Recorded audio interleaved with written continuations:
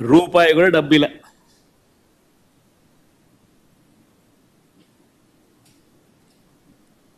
ఇదే పెద్ద మనిషి చంద్రబాబు నాయుడు మళ్ళీ చిత్తశుద్ధి ఎలాగూ లేదు కాబట్టి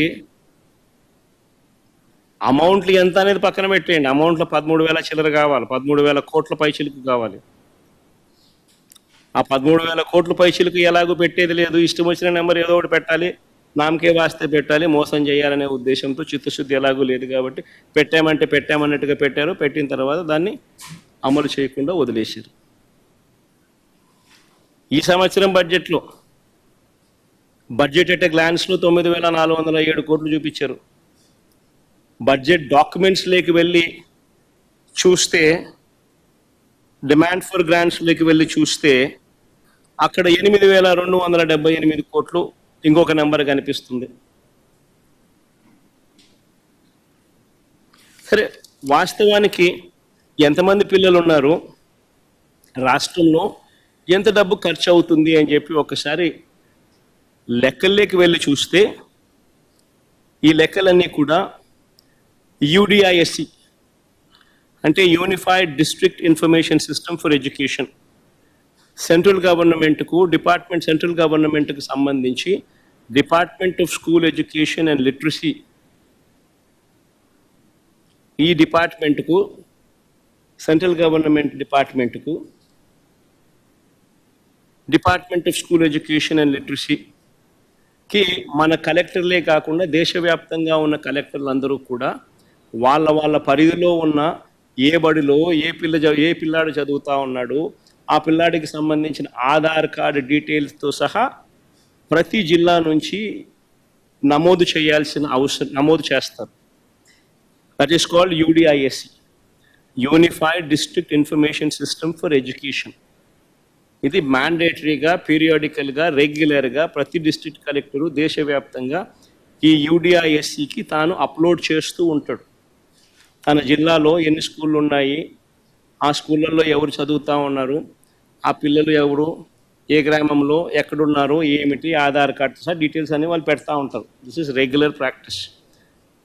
మన రాష్ట్రానికి సంబంధించి ఇదే రిపోర్ట్ ఇదే వెబ్సైట్లోకి వెళ్ళి చూస్తే, central government entity department of school education and literacy వెబ్సైట్లోకి వెళ్ళి చూస్తే యూడిఐఎస్సి రిపోర్టు ఫర్ 2023-24లో చూస్తే ఆంధ్రప్రదేశ్కు సంబంధించి 87,41,885 మంది పిల్లలు ఆంధ్ర రాష్ట్రంలో 12వ తరగతి దాకా చదువుతూ ఉన్నారు.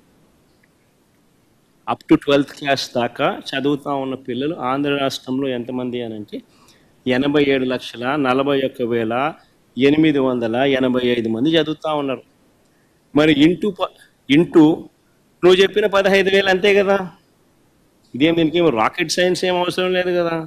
ప్రతి జిల్లాలోనూ కలెక్టర్లు నమోదు చేసిన ఇన్ఫర్మేషనే కదా ఇది, అందరి దగ్గర ఉన్న ఇన్ఫర్మేషనే కదా ఇది. ఇంటూ 15,000 అంటే 13,112 కోట్ల రూపాయలు. మరి 13,112 కోట్ల రూపాయలకు చంద్రబాబు నాయుడు కేటాయించింది ఎంత? మొదటి సంవత్సరం ఆయన కేటాయించింది 5,386 కోట్లు కేటాయింపులు మాత్రమే. ఆ తర్వాత ఇచ్చేది ఎలాగో లేదు కాబట్టి పూర్తిగా ఎగనామమే. రెండో సంవత్సరం ఈ సంవత్సరం ఎంత కేటాయించాడు అని అంటే బడ్జెట్ అట్ గ్లాన్స్లో ఒక నెంబర్ 9,407 కోట్లని,